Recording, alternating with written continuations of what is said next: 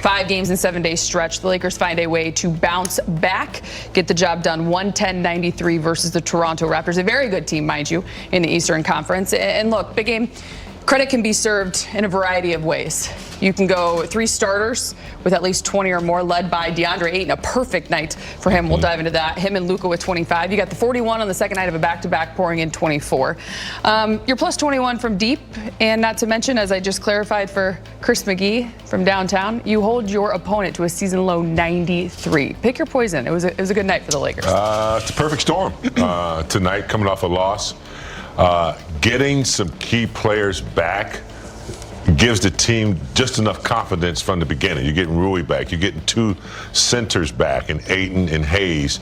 And so when you have players together, and of course JJ's been putting a lot of emphasis on the defense, and these guys know they are better defense than they've been showing. So a good night to get that going again, when you get some familiar faces on the floor. And then I thought the execution was great. I thought the defense was good. Toronto did get some offensive rebounds that gave them some opportunities to hit some threes to get them back in the game. But I thought overall, Ayton, I thought Marcus Smart did a pretty good job handling his position. And then, just a good team effort on the defensive end, Fish. Yeah, no, the team looked connected. I mean, sometimes the struggles can not demoralize you as though you're giving up, but everything feels heavier. I thought JJ mentioned in some pregame sound about the joy for how they play when they're playing well and things are going well. They haven't lost that entirely. And you got a chance to see that tonight with main guys back on the floor. They didn't look like a team that has lost belief in who they are and what they can accomplish. And this is a great quality win, especially before getting out on the road and not seeing your home court for a while. Always felt like these were like 2 wins just because of how difficult it is out on the road. You do not want to lose that last home game. It's also a great sign when you come off a post-game presser from your head coach less than 24 hours ago and hear the word joy tonight after hearing him talk about how challenging things have been lately, especially for the Lakers. And so to be able to flip that around is a great sign in terms of just the quickness to bounce back. But also, you mentioned guys being healthy, back in action. So tonight you get your 2 bigs back. You get Luka Doncic back, of course. But with DeAndre Ayton, I want to give some love there because we've talked a lot about him, and he's been candid about it too, wanting to be more involved and be able to make an impact. It's one thing to say it, it's another to follow through with actions. And on a performance like tonight, when you pour in 25, but you're perfect 10 of 10, the 13 rebounds, big game, just the locked in, the focused, the block from him. It's a big night for DA. You need it. Yeah. You need him every night. You got to focus on allowing him to do this every night. Now, he's not going to score 25 points every night. He's not going to go 10 for 10, but he does have to be a threat. He's so efficient in that area right there. When he gets it in the paint, he can hit the 12-footer. He makes really good decisions when they collapse on him and getting it back out. So why not let that be a part of your strategy every night? Keep him involved. When he's catered to, he'll give you some good production, high performance, and a really good effort. Sometimes when he's out on the perimeter, maybe the ball's not moving as much as it should be. I'm not sure. But he got some nice over-the-top lobs. He got some nice jump hooks. Just being on the floor and the way he moves and puts pressure on the defense is a big asset for the Lakers.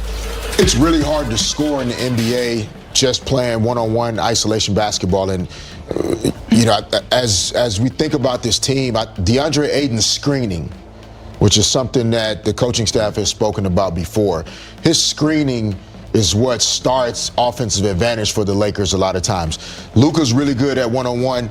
That's not LeBron's best attribute at this point in his career. So you're really relying on pick and roll and screening actions to start creating advantages numerically. And so DeAndre being back in the lineup, it's not just to pick and roll with him getting lobs or the 2 points himself, but it starts the defense in rotation. And then it allows more guys to get involved. And, Rui being able to get back on the floor and 10, 11 field goals again tonight, those are all good signs. But it starts with kind of DeAndre anchoring the offense with the screening. and then the 13 rebounds to finish defensive possessions off. You mentioned defense, and when I listened to what you were saying, I'll come back to you on this, Fish. It also, I feel like what you're saying is it's kind of screaming the role delineation and understanding your role and playing that to a T night in and night out. And I want to transition this conversation just a bit because Jared Vanderbilt, Mike Trudell gave a huge hit there in the fourth quarter until he got that steal and had that nice little in and out move, hesitation, had the fans loving it in the open floor there. He hadn't taken a single shot. But he's got 9 rebounds. He's got 2 steals, a block, an assist, 2 blocks, plus 25. When you talk about coming together as a team, everyone has a role to play. Everyone has a part to play. And he's a guy that he doesn't necessarily need to score the basketball. You want him to hit the open shot when it's there. But that kind of impact, you can't put a price on it. No, you cannot. And you need guys on quality championship contending teams to be able to accept that as their role. With LeBron and Luka out and Austin Reeves out, it's easy to start to feel like maybe you should be more involved offensively. And so you could almost struggle at times when those guys are out, when you're more of a role player, low volume guy, because you're trying to figure out, well, where are your shot opportunities? On a night like tonight, with Luka back in the lineup, Rui back in the lineup, LeBron, now I'm not thinking about offense at all.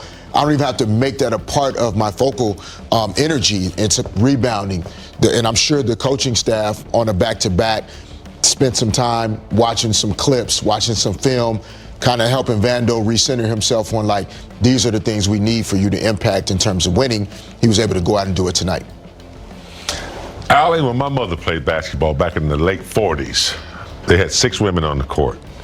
3 on offense and 3 on defense, and they never crossed the court.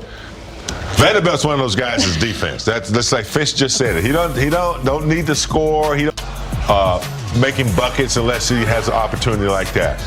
But you mentioned his stats, the thing that he gets: rebounds, blocks, 9 rebounds.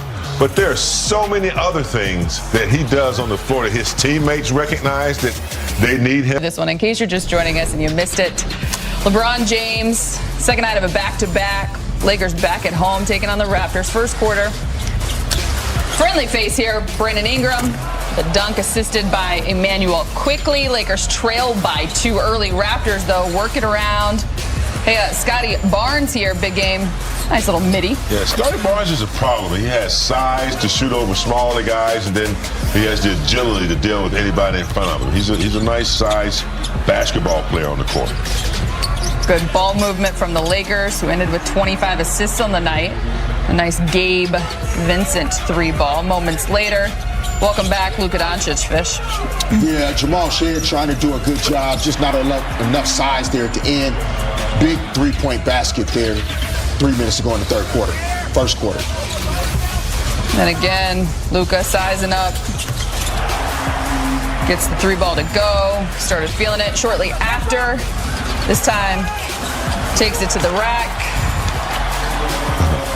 He wanted a call there under a minute remaining in the first. Scotty Barnes with the dunk. And seconds remaining in the quarter. Big game. Gabe Vincent. Little runner. Yeah, got into the paint, didn't panic, under control, got enough arc on it to get it over the defender, knocked it down, and there's LeBron with a downtown 3 from Timmy. Lakers would trail by 2 after trailing by 7 after 1. Marcus Smart here with this possession. D-Fish, the no look. Nice.